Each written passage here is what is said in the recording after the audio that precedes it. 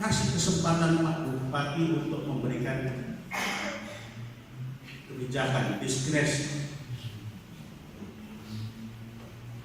Jadi manajemen perubahan, kalau ada peraturan perundangan yang menghalangi moratorium, langsung dilikuidasi, dirubah.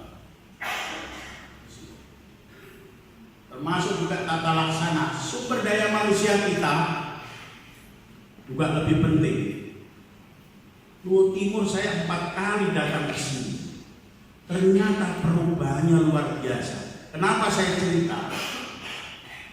Sulawesi Selatan semua sudah saya datangi.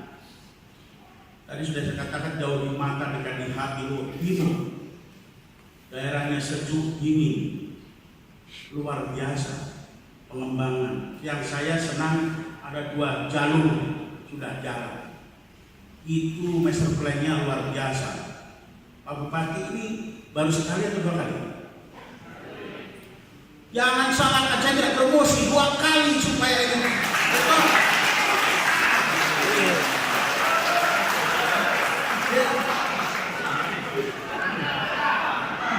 Saya tidak promosi, saya tidak ada kepentingan.